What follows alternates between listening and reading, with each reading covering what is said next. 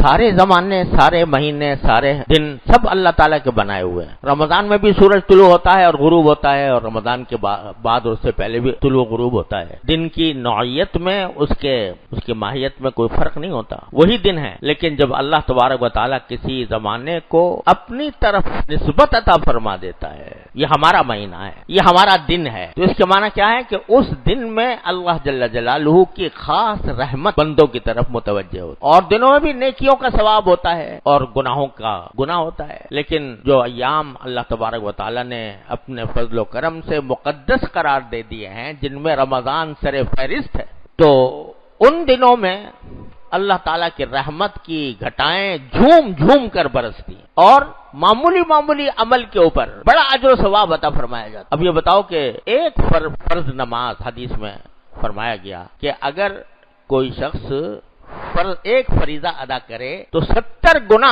ثواب زیادہ ملتا۔ ایک رکعت پڑھی تو معنی یہ کہ 70 رکعتوں کے برابر ثواب ملا۔ 1 روپیہ اللہ تعالیٰ کی راہ میں خرچ کیا تو 70 کے برابر ثواب ملا۔ اللہ تعالیٰ اپنی رحمت کے دروازے کھول دیتے ہیں، اپنے فضل و کرم کی بارشیں برساتے ہیں۔ یہ کس لیے؟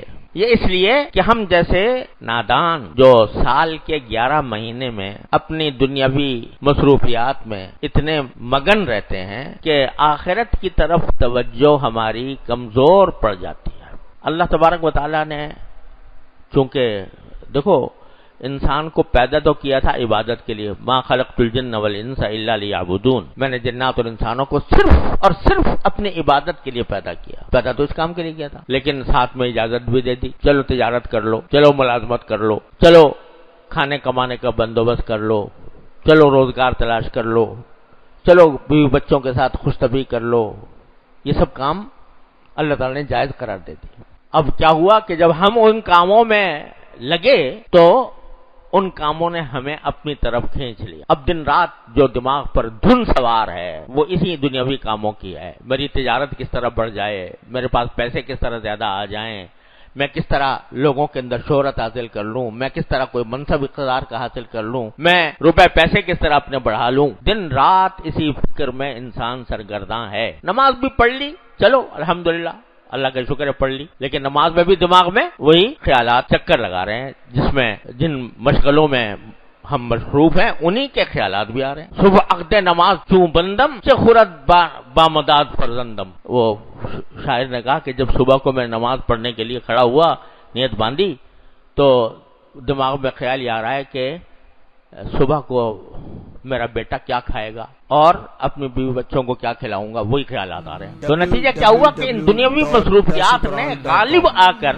اللہ تبارک و تعالیٰ کے ساتھ تعلق کو کمزور کر دیا۔ چاہیے تو یہ تھا کہ آدمی کا دل و دماغ اس طرف متوجہ ہو، ہر وقت رہے کہ اللہ تعالیٰ کے ساتھ میرا تعلق کس طرح مضبوط ہو، اللہ تعالیٰ مجھ سے کس طرح راضی ہو، اس طرف متوجہ ہونا چاہیے تھا۔ لیکن ہم نے ان مباحات کے دائرے میں پھنس کر اس حقیقت کو پیچھے بلا دیا۔ الہاکم التکاثر، یہ زیادہ سے زیادہ بٹورنے کی خواہش نے تمہیں اللہ کے بندوں غافل کر رکھا ہے۔ کہاں سے؟ اللہ تعالیٰ کی یاد سے، اللہ تعالیٰ کے ذکر سے، اللہ تعالیٰ کی بندگی سے، اللہ تعالیٰ کی فرما برداری سے غافل کر رکھا ہے۔ تو ہر وقت دل و دماغ پر یہ دنیاوی مصروفیات مسلط ہیں، یہ غالب آ گئی ہیں، اور اللہ تعالیٰ کے ساتھ تعلق مغلوب ہو گیا ہے۔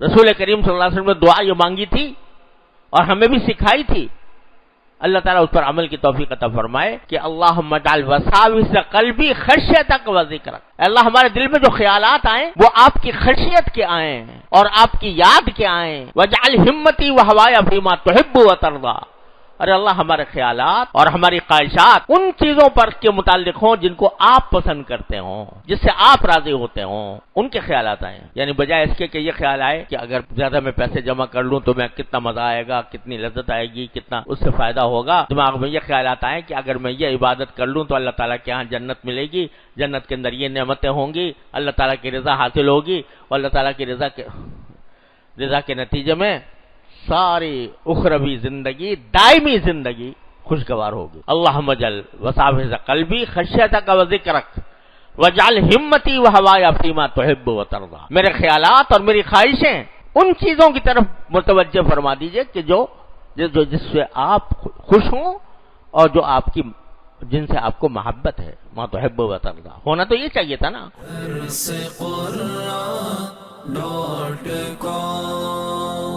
www.darsequran.com